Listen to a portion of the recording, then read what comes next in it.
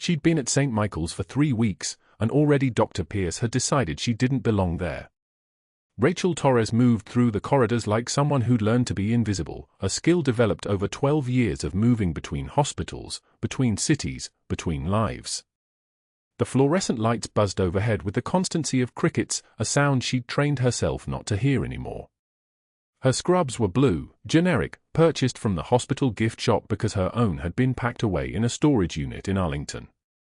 Nobody noticed the tremor in her left hand when it appeared, and she'd learned to keep that hand busy, writing charts, adjusting for bags, anything to maintain the illusion of steadiness when the adrenaline faded and the silence came.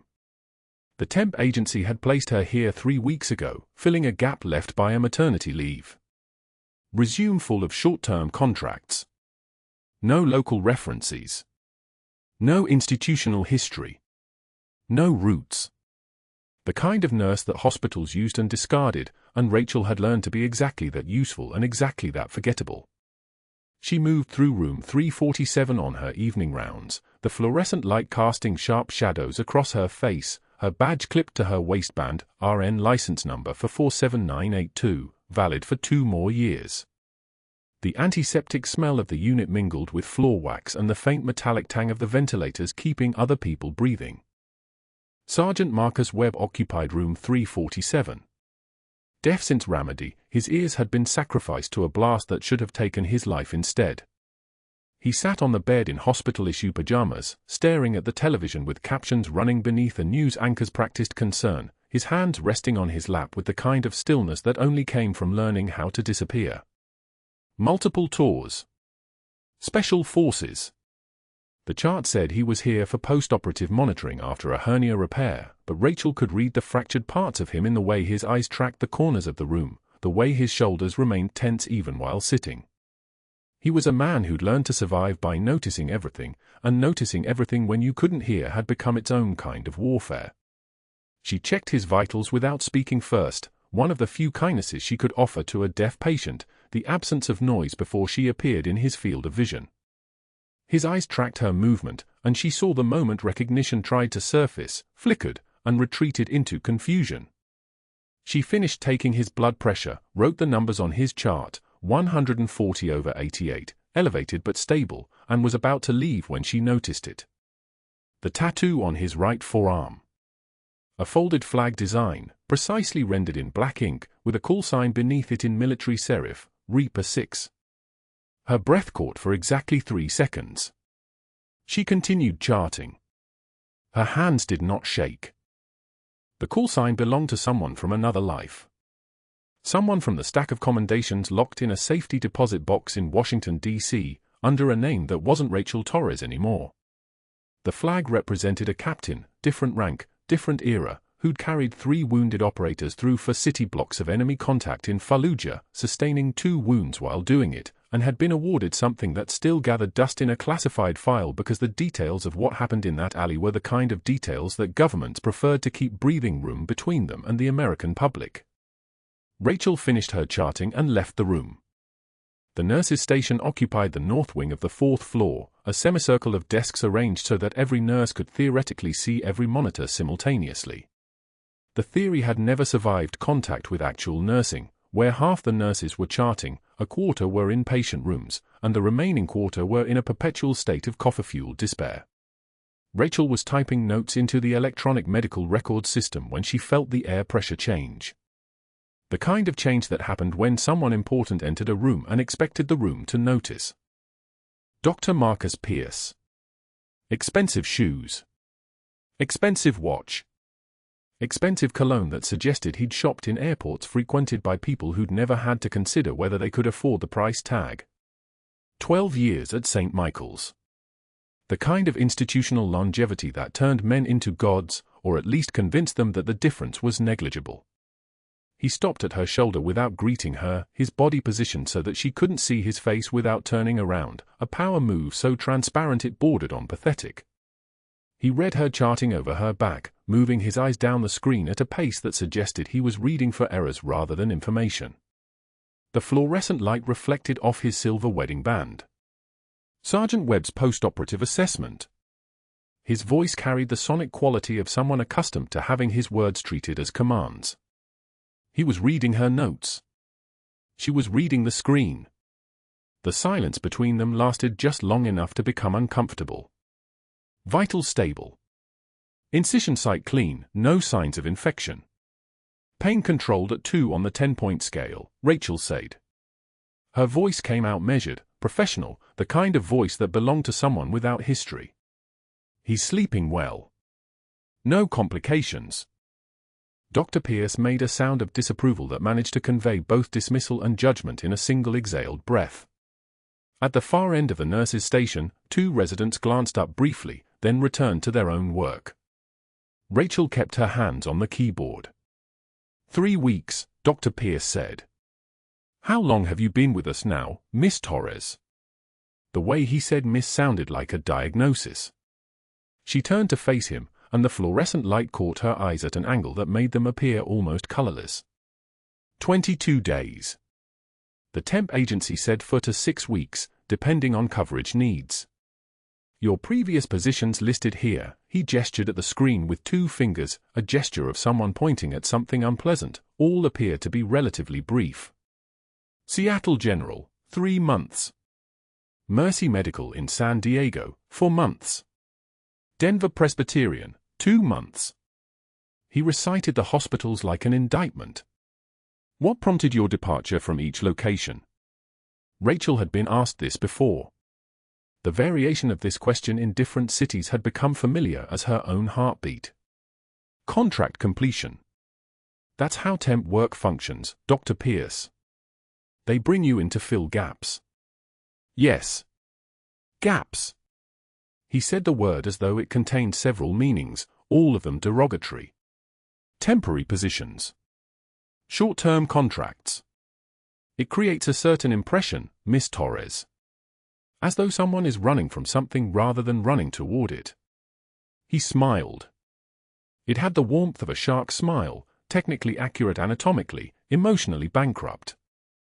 The 3 residents at the far end of the station had stopped pretending not to listen. The silence in the unit had developed texture. Rachel met his gaze with the kind of calm that came from having survived worse than a man with an expensive watch. The contracts end, she said. That's what contracts do. It's not personal. It's administrative. Perhaps. Dr. Pierce adjusted his stethoscope, a gesture of someone who needed to reassert his authority through props and positioning. During grand rounds tomorrow, we'll be reviewing our documentation standards. I trust you'll have an opportunity to observe how we maintain institutional standards here. We take pride in our attention to detail. The comprehensive nature of our charting sets us apart. He said it as though she were a child learning to read. Some temporary workers find our expectations challenging. He walked away before she could respond, his expensive shoes clicking on the linoleum in a rhythm that suggested professional satisfaction. At the nurse's station, the 2 residents exchanged a glance, the kind of glance that happens when someone has just witnessed a superior demonstrate exactly why the nursing staff would rather call in sick than attend his rounds. Rachel returned to her charting. The hospital settled into its evening rhythm. The visitors cleared out by 8:30. The fluorescent lights seemed to hum with increased volume as the external world beyond the windows darkened. Rachel completed her charting, clocked out, and moved through the corridors toward the staff lockers. She opened her locker, assigned number 847, and stared at the contents. 2 extra sets of scrubs. A pair of shoes. A small yellow legal pad with notes about patient rotations. And, pressed into the back corner where no one would notice it unless they were actually looking, a photograph in a weathered plastic sleeve. The photograph showed 4 soldiers in full combat gear, somewhere in a desert that had eaten more than 1,000 American lives. The second soldier from the left had markings on her shoulder boards. The camera had caught her in profile, jaw set, hand steady, eyes focused on something beyond the camera's range. Rachel Torres closed the locker and walked out into the Colorado Springs evening. Sergeant Webb lay in his hospital bed in room 347, the television still playing beneath its closed captions, and stared at the ceiling. His hands moved in the darkness, forming shapes that existed only in his own memory. The sign for water. The sign for help. The sign for a name he couldn't quite remember. He'd been carrying that name in the folds of his memory since the blast in Ramadi had taken his hearing and left him with fragments, a voice, a set of hands, a presence that had moved with the terrifying fluid precision of someone trained to navigate the spaces between life and death. The nurse had checked his vitals tonight, and something in the way she moved had cracked the shell of his confusion, had sent a signal through his nervous system that felt like recognition, felt like encountering someone from a life that had ended years ago. He stared at the ceiling and tried to remember her face. Thursday morning, the fluorescent lights hummed their mechanical song as Dr. Pierce walked into grand rounds with Rachel's chart in his hand like a weapon. 12 residents, 3 nurses, 2 attendings, the entire hierarchy arranged in a semicircle around the conference table. He held up her documentation without preamble, the pages catching the light. "This," he announced, "is what I call adequate but unremarkable documentation from transient workers who lack investment in our standards." His voice carried the smooth confidence of someone who'd never been questioned in his own hospital. Notice the brevity. Notice the absence of institutional context. This is what happens when we rely on temps who rotate through facilities like they're running from something. Rachel stood at the back with the medication cart, her hands resting on the cold stainless steel. She watched him the way a sniper watches a target, not with anger, but with complete, unblinking focus. 2 residents smirked. One whispered something that made the other laugh. The room felt like it was holding its breath. Pierce continued, warming to his audience. Proper documentation requires institutional knowledge, continuity, the kind of commitment that comes from, he paused, looking directly at Rachel.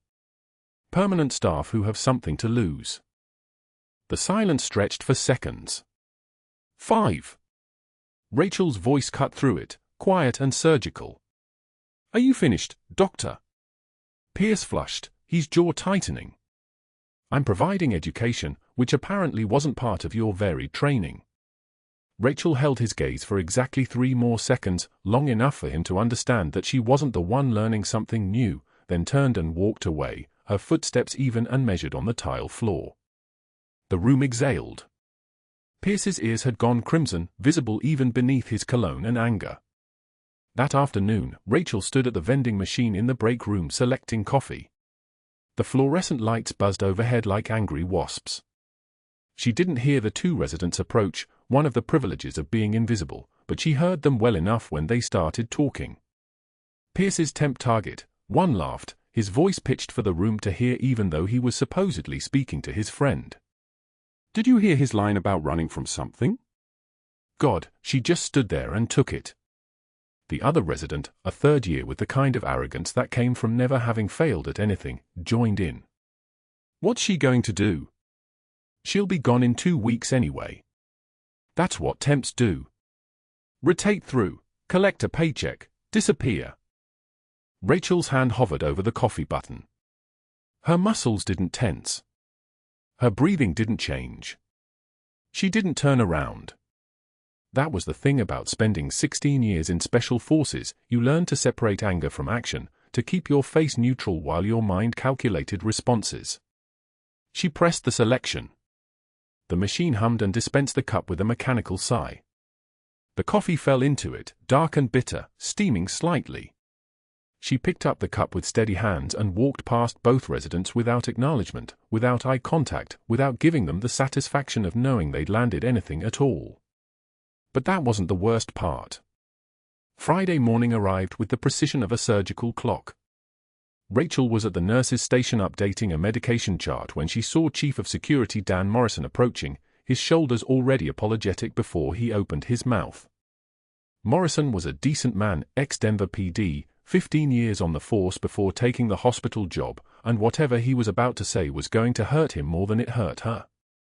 "Dr. Pierce has requested that your building access require escort supervision," Morrison said quietly, not meeting her eyes. His voice carried the careful politeness of someone delivering bad news. "Given your limited tenure and, unverifiable employment history." Rachel's jaw tightened, the only visible sign of anything at all. She looked past Morrison to where Dr. Pierce stood in the physician's lounge, phone pressed to his ear, watching the interaction unfold with the satisfied expression of a man deploying his power. He smiled when he saw her looking. She set down her pen with precision and walked directly toward him. The lounge conversations died mid-sentence. Pierce set down his coffee, expecting confrontation, expecting anger, expecting tears maybe. He'd been building toward this moment since Rachel Torres had first challenged him with those flat, calm eyes. Rachel stopped 2 feet away, close enough to be personal, far enough to maintain composure. She looked at him with the kind of clarity that comes from having survived things he couldn't imagine, and she spoke 8 words that would echo through the hospital for weeks. Strange how you question everyone's credentials except your own.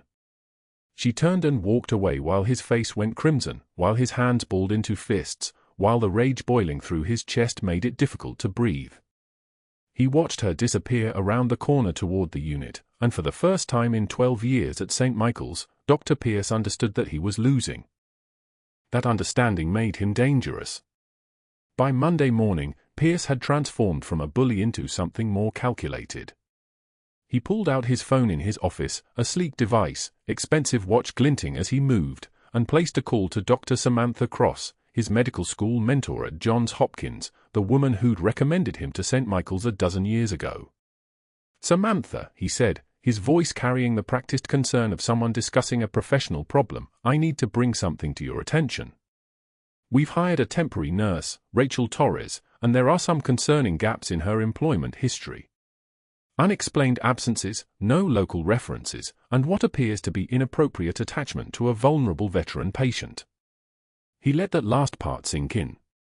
"I've documented several incidents where she's spending 40% more time with this particular patient than protocol requires." Across the line, Samantha's response was careful but concerned. She'd built her career on institutional oversight. Cross forwarded his email to the hospital's compliance office before lunch. By Tuesday morning, Pierce had escalated. He submitted a formal incident report to the hospital attorney, a document that changed Rachel's status from temporary employee to person under investigation. He'd called 2 board members he'd cultivated during his 12 years at St. Michael's, Gerald Hoffman, whose daughter Pierce had personally treated for meningitis, and Patricia Chen, whose consulting firm had received a $50,000 contract through hospital administration connections. Both men owed him favors. Both men took his call. Rachel noticed the shift almost immediately. Her scheduled patients were suddenly reassigned to other nurses. Her charting began appearing on supervisory review lists. By Wednesday, Chief Nursing Officer Linda Hayes called her into a small office that suddenly felt like an interrogation room, the walls pressing inward. "Dr. Pierce has raised some concerns about professional boundaries," Hayes said carefully, fidgeting with a pen.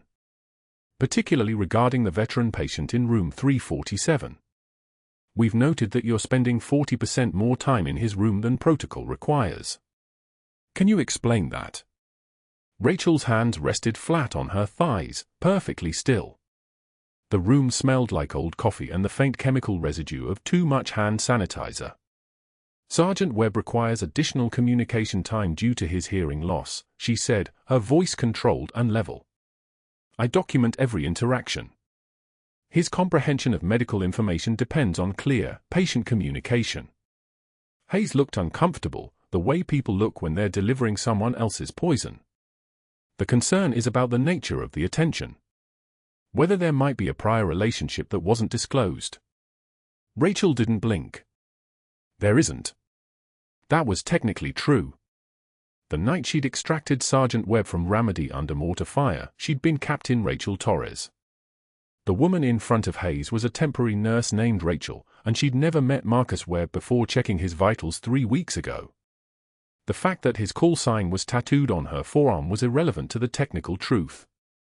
But Pierce wasn't interested in truth. He was interested in patterns. Wednesday afternoon, Rachel's encrypted phone buzzed with a coded message from her handler. The intelligence operation had found irregular access patterns in veteran medical files, unusual database queries that suggested someone was mining the system for specific information. They needed more time. 2 more weeks, possibly 3. But blowing her cover now meant losing the only lead on a network that had already cost 3 operators their lives, and might cost more if the trafficking ring wasn't stopped. She was trapped between the mission and Pierce's escalating attacks, between protecting a network of vulnerable veterans and protecting her own identity. That was the weight she carried as she updated medication charts with perfect handwriting and met Pierce's eyes with absolute calm. At physical therapy Thursday, Pierce arrived personally to observe Sergeant Webb's session, his presence like a pressure change in the room. He took notes, his pen moving across a clipboard with the satisfaction of someone collecting ammunition. Webb watched the doctor watching Rachel, and something stirred in his damaged memory, fragments of a woman's voice, gunfire, the sensation of being carried through chaos. His right hand trembled slightly, the one with her call sign tattooed underneath. He tried to sign to Rachel, a gesture he'd been practicing with a speech-language pathologist, but she was forced to maintain professional distance because Pierce was documenting everything, building his case with the methodical precision of a surgeon closing a wound. By Friday afternoon, Pierce had filed a second formal complaint, this one more dangerous than the first. He'd expanded his scope, suggesting that Rachel's nonverbal communication with Sergeant Webb indicated a prior relationship not disclosed during hiring, that her presence posed a potential breach of confidentiality, and that her status as a temporary worker without background verification represented an unacceptable security risk. He'd weaponized the system itself. Rachel sat in her apartment that night, the folded flag from her fallen teammate resting on the table in front of her, the one she'd been carrying for 6 years, waiting for the moment Sergeant Webb would be whole enough to receive it. She stared at the careful creases her hands had made, each fold precise as a military dress uniform. She thought about precision. About patience. About knowing that sometimes the only way to win was to let your enemy move closer, to let them show you exactly where their power came from, to let them believe they had you cornered. She was running out of time. And Pierce was running out of rope. Thursday morning started like any other shift, except Rachel's hands knew something the rest of the hospital didn't. She pulled up Sergeant Webb's chart on the terminal in the medication room, her eye scanning the vital sign trends with the precision of someone who'd read monitors in forward operating bases under mortar fire. O2 saturation 98% on admission. 96% Wednesday afternoon. 94% Thursday morning. The line on the graph descended like a slow countdown to something nobody else was watching. His respiratory rate had climbed from 16 to 22 breaths per minute. The day shift note from yesterday read, patient complained of chest pain during PT session. Attributed to exertion. Vital stable. Continued therapy as tolerated. Attributed to exertion. Rachel's jaw tightened. The notation was written by someone who'd never seen a blast victim's ribcage betray him weeks after the initial trauma, never watched a pneumothorax develop with the patience of a predator stalking prey in tall grass. She pulled up his admission imaging. The CT from his arrival showed multiple rib fractures on the left side, all healing within normal parameters according to radiology. But pneumothorax didn't always announce itself with a bang. Sometimes it crept. Sometimes it waited for movement, for the wrong breath, for the exact moment when a man pushing his body through physical therapy decided to lean forward on parallel bars and heard something pop inside his chest like the distant sound of a rifle shot. Her fingers moved across the keyboard, accessing his current vitals, oxygen saturation now 91%. Respiratory rate 28. Heart rate 118. The numbers were writing a story, and the story was deteriorating. She reached for the phone to page the resident on call. The pager system responded with a confirmation beep. Then silence. Then a different phone rang, the unit line. She watched through the glass partition as Morrison picked up at the nurse's station, listened for exactly 4 seconds, then gestured to her with that expression that meant orders from above had just arrived. Morrison's voice carried down the hallway with the tone of someone delivering punishment. Rachel, Dr. Pierce is responding to your page. He's on his way to room 347. The elevator doors opened at 7 minutes past 10, and Dr. Pierce emerged wearing that expression he'd perfected over 12 years of institutional dominance, the look of a man who believed he owned every corridor in this building and everyone who walked them. His white coat was immaculate, his stethoscope hung with the casualness of a weapon worn so long you forgot you were carrying it. He moved past Rachel without acknowledgement and entered room 347 where Sergeant Webb sat on the bed, his communication board resting on the mattress beside him, his breathing slightly elevated but his expression calm in that way only people who'd survived explosions could master. Pierce spent 90 seconds examining him. 90 seconds. He listened to Webb's lungs for maybe 15 seconds on each side, took his blood pressure, looked at the monitor, and then stepped back with the satisfied posture of someone who'd confirmed what he'd already decided to believe. When he emerged into the hallway, his voice carried that particular register of condescension reserved for moments when hierarchy needed reinforcing. Patient is stable. Post-exertional vital sign elevation is expected following physical therapy. No intervention required. He pulled out his pen and made a notation in the chart with the finality of a verdict being sealed. Rachel moved closer, her voice level, controlled, deferential, the mask still perfectly in place. Doctor, his oxygen saturation has been trending downward since admission. The rib fractures on his imaging are healing appropriately, Pierce interrupted, not looking up from the chart. Perhaps focus on patients within your actual assignment, which, effective immediately, no longer includes room 347. I'm notifying the charge nurse that you are to have no further contact with this patient. He closed the chart with a sound like a door slamming. Morrison will escort you from this unit. Rachel said nothing. Her hands remained at her sides. Her breathing remained steady. The tremor that wanted to move through her shoulders stayed locked in the cage of her ribs, transformed into something else, not anger, not fear, but the kind of focused clarity that came from understanding you were watching someone die in real time and being legally barred from saving him. Morrison appeared within seconds, already briefed, already tasked with the escort. As they walked away from room 347, Rachel's eyes caught Webb through the small window in his door. He was reaching for his communication board, already preparing his next question for the therapist who would arrive in moments to continue a session he might not survive. She turned away before he could see her looking. By Friday morning, Rachel had been reassigned to the opposite wing. 3rd floor instead of 4th. Orthopedics and cardiology instead of neurology and trauma recovery. The practical effect was total isolation from any patient she might actually be able to help. But the clinical picture wouldn't leave her mind. A 47-year-old male with multiple rib fractures, complaint of chest pain after physical therapy, oxygen saturation trending downward, respiratory rate climbing, elevated heart rate. That constellation of symptoms pointed toward one conclusion with the certainty of a weapon sight aligned on a target. Tension pneumothorax. A collapsed lung that had ruptured a blood vessel and was now bleeding into the space between his lungs and chest wall, compressing his heart with every breath, turning his own body into an executioner. It was a diagnosis that didn't show up on chest X-rays until you were already dying. It only showed up on CT scans, and only if someone thought to look. Pierce wouldn't think to look. Pierce had already decided the case was closed. Her encrypted phone buzzed at 9:48. The message was from the same number that had deployed her here, the one that connected directly to Army Intelligence's Operations Coordination Center at Meade. Maintain cover. Breakthrough imminent on file access pattern. Intelligence suggests primary asset corruption in hospital its system. Do not reveal presence. Repeat, do not act. She stared at the message while standing in the break room of the orthopedics ward, drinking coffee that tasted like rust and chemicals. Primary asset. That was Webb.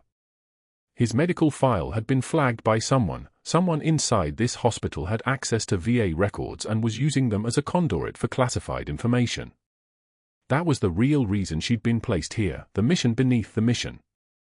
An undercover intelligence operation using hospital employment as her cover, using patient care as her camouflage. But the order was clear: maintain the cover. Don't reveal yourself. Don't act. Let the intelligence operation play out while your patient's lungs fill with blood. She made a decision that would destroy everything they'd built. At 13:45, Rachel accessed the security camera feeds from a medication dispensary terminal on the orthopedics ward, technically a violation, technically grounds for immediate termination, but the only way to monitor what was happening in physical therapy on the 4th floor. The system was networked across all patient care areas. Pierce had never bothered to restrict her access because she wasn't supposed to be watching anything. The feed showed room 347 from the hallway camera, but the PT gym was visible 3 doors down. She magnified the window. Webb was on the parallel bars, his therapist on either side, guiding him through a standing walk. His lips were blue. Not pale. Not slightly discolored. Blue the way lips turned when oxygen saturation dropped below 80%. His neck veins were distended like cords, visibly bulging above his collarbone. His trachea, she could see it from the security camera footage, was shifted. Shifted to the right. The pressure inside his left chest cavity was compressing everything toward the opposite side. He had minutes. Maybe less. Her hand moved toward the phone to dial the code team. Then she stopped. If she called the code, Pierce would arrive. He would see her involvement. He would have grounds to call security, to have her escorted out, to destroy her cover before the intelligence operation had finished acquiring the information that might save 3 operators currently in the field somewhere. 3 soldiers were alive or dead depending on what happened in the next 48 hours. 1 sergeant was about to die in the next 4 minutes. Pain is data. That's what the combat trauma instructors had taught her. Pain tells you what you need to know. This pain told her that mercy and duty were pointing in opposite directions, and she was going to have to choose which one she could live without. Rachel moved. She didn't run. Running would trigger attention. She walked with the same pace as any nurse crossing the hospital, carrying the trauma shears clipped to her pocket, heading toward the stairwell. 4th floor. The PT gym doors swung open and she was there, her voice cutting through the air with the kind of authority that made people step back without questioning why. Emergency. Clear the room. The therapist turned, confusion flickering across her face. Rachel was already moving toward Webb, already reaching for his shirt, already shearing through the fabric with 3 sharp scissor sounds. She exposed his left chest. Her hands moved on their own, muscle memory taking over. The 14-gauge needle from her pocket, she'd taken it from the crash cart days ago, kept it in her locker for exactly this possibility. The second intercostal space. Midclavicular line. Her fingers found the anatomical landmarks as if they were yesterday's coordinates instead of a decade since she'd done this last. The needle went in. The hiss of air escaping. Pressurized air that had been slowly suffocating him suddenly released into the room like the breath of something dying. Webb's oxygen saturation climbed on the portable monitor the therapist carried, 72. 78. 84. 90. His lips changed color from blue to pink in seconds. His neck veins collapsed as the pressure released. His breathing became possible again. The trachea shifted back to center. She withdrew the needle and placed her hand over the small puncture wound just as the elevator doors opened and Dr. Pierce emerged into the physical therapy gym, his face already arranged in the expression of someone about to deliver career-ending judgment. His eyes registered what she'd just done, the exposed chest, the needle in her hand, the blood beginning to well from the decompression site, the monitor showing oxygen saturation now at 95% and climbing. His mouth opened. No words came out. Rachel turned to face him, and the voice that emerged wasn't the deferential temp nurse anymore. The mask had cracked. Call the trauma surgeon. He needs a chest tube. Now. It wasn't a request. It was a command. It was the voice of someone who knew exactly what she was doing and had stopped asking permission to do it. The room went dead silent. The monitor screamed first. Not the usual rhythm of beeping, the high-pitched wail of a patient in distress, the kind of sound that splits a hospital's attention like lightning through water. 30 seconds. That's how long it took Rachel Torres to reach room 347, pushing past the physical therapy tech who had frozen mid-stretch with Sergeant Webb's left arm still raised, her hands gone useless the moment the oxygen saturation started dropping. The tech's name was Jennifer. She would later tell the incident review board that she'd never seen anyone move like that it wasn't running, it was something else entirely, the way a trained operator crosses a room when every second means life or death. Webb's lips were already turning blue. Cyanotic. His neck veins bulging like steel cables pulled taut, his trachea visibly deviated to the left. The breathing pattern had that terrible quality of someone drowning in air, his chest working against pressure that shouldn't exist. Tension pneumothorax. A rib fracture nobody had caught during the initial intake, probably when he'd fallen during PT, probably a break in the fourth or fifth rib that had somehow escaped imaging review, the kind of miss that happened in hospitals every day until it killed somebody. The crash cart was 3 feet away. Rachel reached it without breaking stride, her hands already moving before her brain finished assessing what she was seeing. 14-gauge needle. Sterile. One motion, the alcohol swab across Webb's second intercostal space, midclavicular line, the skin cold and damp under her fingers. He was gasping, the sound like a man trying to breathe through wet cloth. His oxygen saturation on the monitor, 78. Dropping. 75. The needle went in. The first resistance, then the give, then the hiss of air escaping. It was the sound of a pressure relief valve on a steam engine, the kind of sound that means something catastrophic just became survivable. Trapped air released from the pleural space, and in that instant, Webb's lungs could expand again. Rachel's hand stayed perfectly steady as she stabilized the catheter, her fingers moving with the mechanical precision of someone who had done this before, who had done this under mortar fire, who had done this while a man she was supposed to protect was bleeding out in a Ramady street. The oxygen saturation climbed. 72. 78. 84. 90. 94. His color started returning almost immediately, that shift from bluish-gray back toward something that looked like life. His breathing slowed. His chest rose and fell in patterns that made sense again. 40 seconds from crash cart to stabilized patient. The code team came pounding through the door 15 seconds later, 3 residents and a respiratory therapist and Dr. Amanda Chen from critical care, all of them arriving at a full run expecting cardiac arrest, and instead they found a tension pneumothorax already decompressed, a patient already stabilizing, a temporary nurse standing over him with her hand on the catheter like she'd just prevented someone from falling off a cliff. Dr. Pierce arrived 2 minutes after that. His arrival was like pressure changing in a room, like when a door opens onto somewhere colder. He stood in the doorway for 3 full seconds without moving, his eyes moving from Webb to the needle to Rachel's face, processing what the scene was telling him. The color started rising in his neck. That particular shade of red that meant he was calculating the implications, understanding that he was staring at a catastrophe from his perspective, a scope of practice violation of the highest order, a temporary nurse performing a surgical procedure on a patient she'd been explicitly removed from, in front of witnesses, with clear documentation on every monitor in the room. "What the hell have you done?" His voice was shaking. Not rage shaking yet. Shock shaking. The kind of shake that comes before the rage, before the damage control, before the calls that would start rewriting this moment into something criminal. Rachel was disconnecting the external monitor leads, her movements calm and methodical. He had a tension pneumothorax. Another 2 minutes and he'd have coded. Her voice was like concrete, smooth, even, no cracks. She didn't look at Pierce. She was focused on the patient, the monitor, the equipment, the things that mattered. You just performed a surgical procedure without supervision. Without authorization. On a patient you were explicitly removed from. Pierce's hands were shaking now too.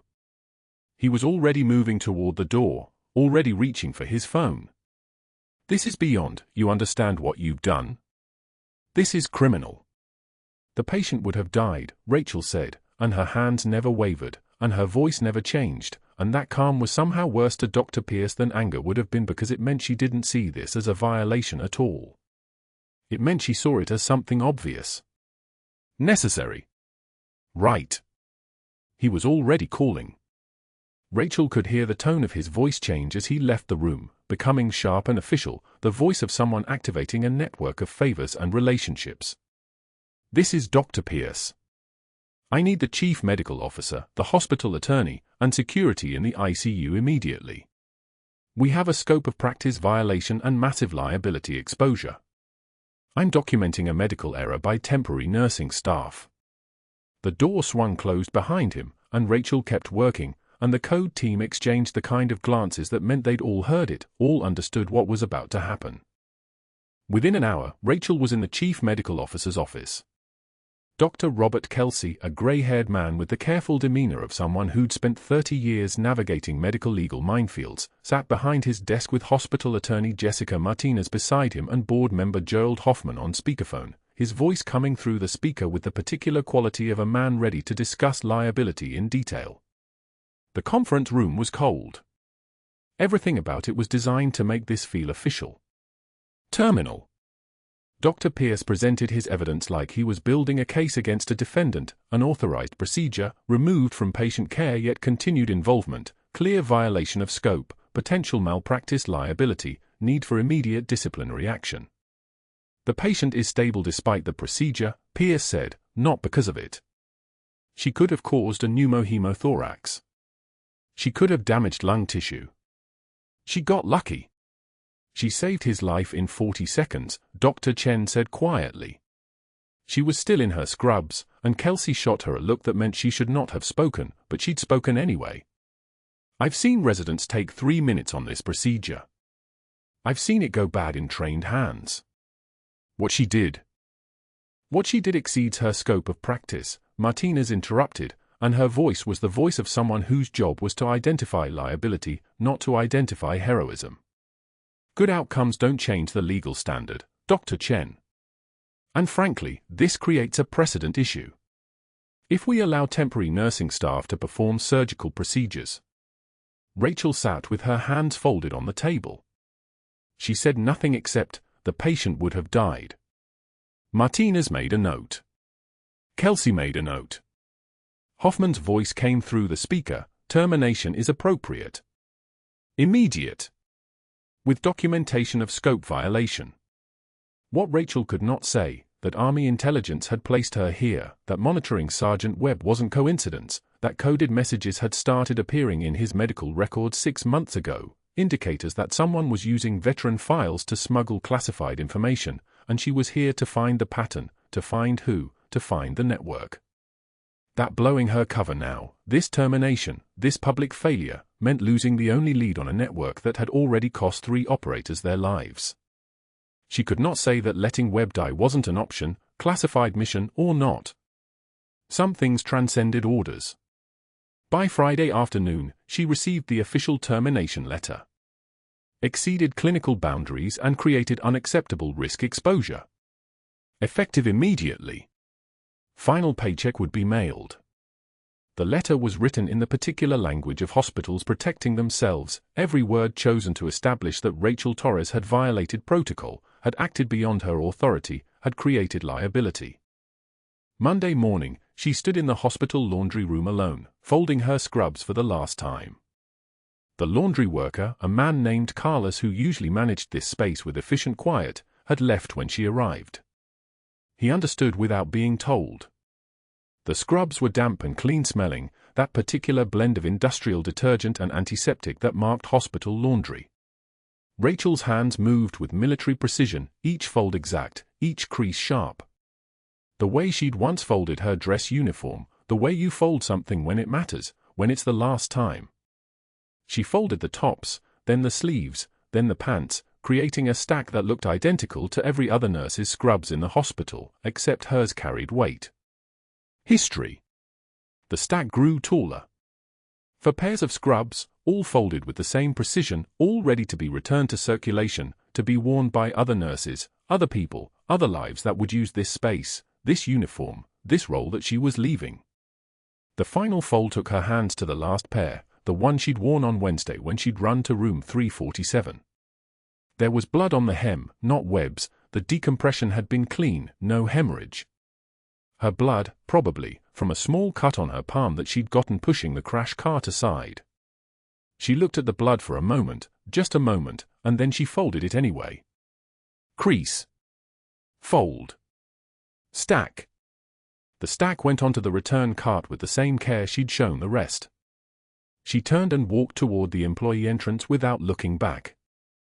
In room 347, Sergeant Marcus Webb sat in his hospital bed, his oxygen saturation steady at 97%, his breathing easy for the first time since Wednesday. His left arm was immobilized, the broken rib healing, the crisis past. But his hand shook as he reached for his communication board, the same board he used to bridge the gap between his world of silence and the world that insisted on noise. He wrote in large, shaking letters, pushing the pencil hard enough to break the tip, "Nurse, where did you go?" But there was no one there who understood what he was trying to say. Wednesday afternoon, the background check flag landed on hospital attorney Jessica Martinez's desk like a classified file wrapped in red tape.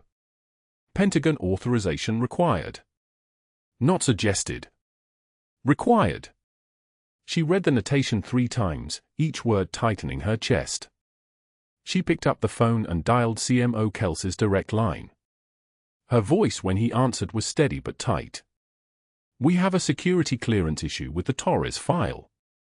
Level 1 need to speak with you immediately." She didn't wait for him to ask questions. She hung up and walked to his office. When she explained it, the Pentagon notation, the implications, the fact that Rachel's nursing license was connected to federal intelligence clearance, Kelsey's face went the color of old bone.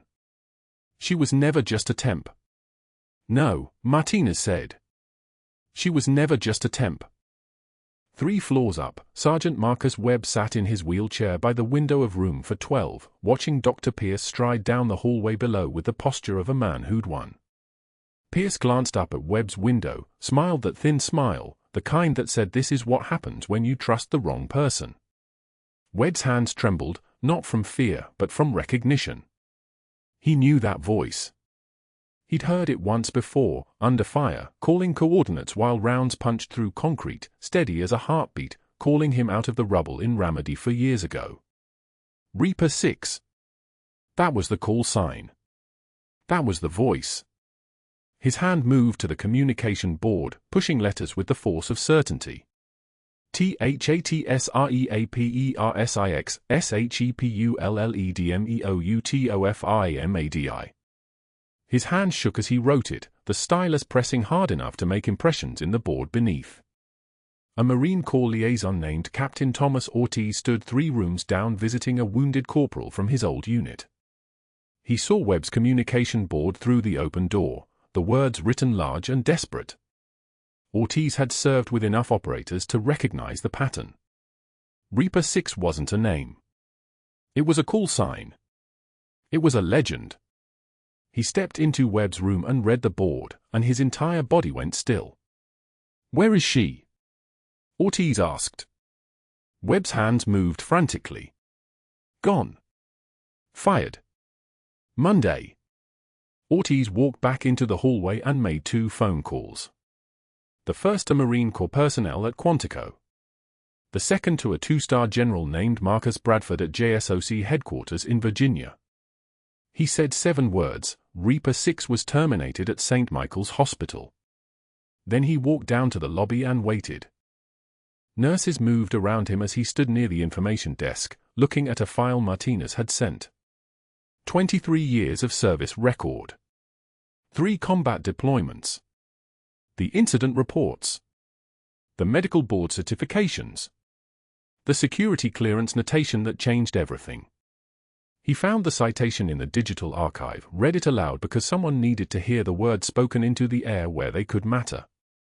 His voice carried across the lobby, cutting through the ambient hospital noise like a blade.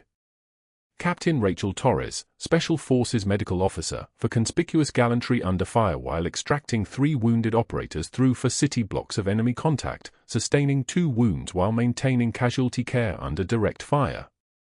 He paused. Other staff stopped moving. Silver Star. He kept reading. Bronze Star with Valor. A gathering crowd. 2 Purple Hearts. The lobby was quiet now, the kind of quiet that comes from people beginning to understand they'd been wrong about something fundamental. Dr. Pierce's voice reached the lobby before his body did. "What is this?" "This is a performance. This is absolutely inappropriate. He pushed through the crowd, his face already red, his voice pitched high and sharp like glass breaking. Remove everyone immediately. Security, I'm calling security right now. He grabbed at the file in Ortiz's hands. This is private personnel information. The lobby door swung open.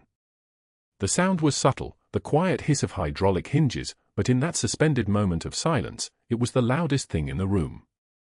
A man in dress uniform walked through, 2 stars on his shoulders, ribbons aligned with geometric precision, and the lobby did what natural law required. It stilled. General Marcus Bradford walked toward Rachel Torres, standing by the information desk with her hands at her sides, her composure intact like she'd been waiting for this exact moment, and he saluted. Not the gesture of a superior to a subordinate. The salute of a warrior to a warrior. The salute of a man acknowledging someone who'd done what needed doing under conditions that broke other people. Dr. Pierce's voice died in his throat. His hand, still raised toward Ortiz's file, dropped to his side. The general lowered his hand and spoke directly to Pierce with the kind of voice that comes from commanding men in combat. You terminated a decorated officer based on her scope of practice while she was saving a patient's life. Step back, doctor. It wasn't a request. It was a command. Pierce stepped back. The general turned to Rachel and said her name like it was a benediction. Captain. The video spread like contagion. 7 separate phones had recorded the moment, Dr. Pierce screaming at Rachel while a 2-star general stood at attention, Pierce's face crimson and veins bulging, his voice cracking as he insisted she was just a temp, just someone rotating through hospitals, someone without investment in our standards. The footage was raw and damning. By 9 p.m. Wednesday, Dr. Samantha Cross, Pierce's medical school mentor, the woman who'd written his recommendation to St. Michael's, who'd invested years in his career, watched it on her phone in her home office in Denver. She watched it once. Then again. Then a third time. At midnight, she released a statement to the hospital board that moved through the administrative channels like a guillotine blade. Dr. Pierce's profound failure of character and judgment in his treatment of Captain Torres reflects a fundamental betrayal of the values I attempted to instill. I disavow his actions and withdraw my support entirely. The statement was 2 sentences. It was career execution. By Thursday morning, the video had 400,000 views. The hospital board convened an emergency session. Board Chair Richard Moss opened with the kind of precision that came from understanding he'd been made complicit. Dr. Pierce, you told us this nurse had boundary violations and falsified credentials. You activated board resources for what appears to be a personal vendetta against a decorated veteran. Board member Patricia Chen, a woman Pierce had cultivated for 3 years through careful dinners and strategic deference, didn't make eye contact. We've made a significant institutional error. When Pierce tried to defend himself, she exceeded scope of practice, the legal liability. CMO Kelsey cut him off with the voice of someone protecting the hospital's survival. She performed an emergency procedure that saved a patient's life while you were filing paperwork to restrict her access. Hospital attorney Martinez added the detail that sealed everything.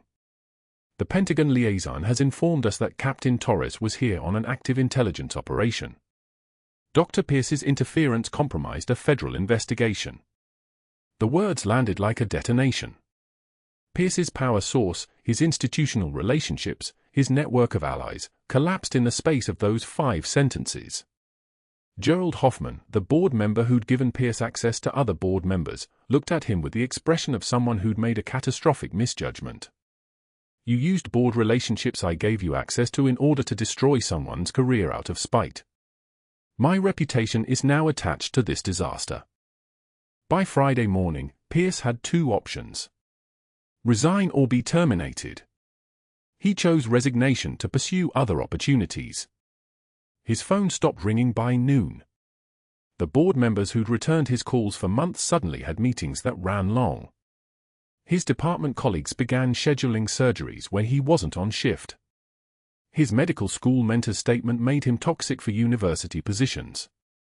He applied to 17 hospitals over 2 months. All declined. References went unreturned. Calls went to voicemail. The rejection letter from a rural Nebraska clinic was the most surgical of all. We've decided to move forward with other candidates. No elaboration. No second chance. 6 months later, Dr. Pierce stood in front of 19 bored students at Pikes Peak Community College, demonstrating chest compressions on a plastic dummy for a CPR fundamentals class. The pay was $18 an hour. The class met twice a week in a basement fluorescent-lit room that smelled like old carpet and rubber. Compression should be at least 2 inches deep, he said to students who would never remember his name, his voice hollow as a dry bone. A girl in the back row scrolled through her phone, and on her screen, reflected in the window behind her, was Pierce's face, the version from the video, mouth open mid-scream, eyes wild. She was watching the moment of his destruction for the dozenth time. Pierce saw it, recognized himself, and continued counting compressions into the plastic chest. 1, 2, 3. The numbers went nowhere. After class, he sat in his Honda Civic in the parking lot, reviewing the rejection email from the Nebraska clinic on his phone. The notification that pinged next was worse.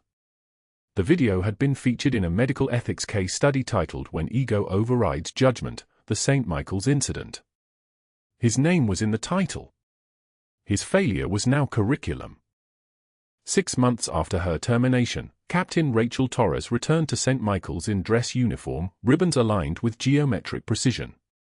Silver star. Bronze star with veiler. Purple heart with oak leaf cluster. Combat medical badge. The intelligence operation had concluded successfully. The network using veteran files had been dismantled. 2 foreign operatives arrested. The information pipeline closed. Sergeant Marcus Webb was being discharged today, his physical therapy complete, his hearing aided with new implants that let him process sound for the first time in 4 years. The hospital lobby, the same space where the confrontation happened, was arranged for a small ceremony. General Bradford stood near the doors. Captain Ortiz waited by the windows. 50 staff members stood in quiet witness. Rachel walked through the main entrance and the lobby applauded. Webb was waiting in his wheelchair, his eyes locked on her face like a man seeing rescue. She crossed to him and saluted. He struggled to his feet and returned it, his hands shaking so badly the gesture nearly broke.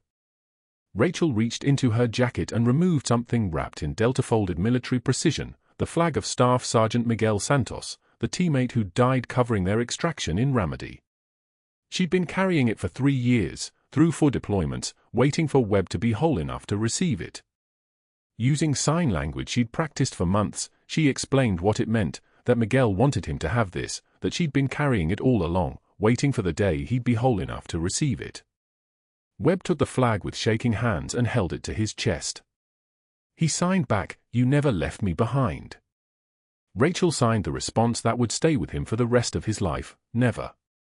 Not then. Not last week. Not ever."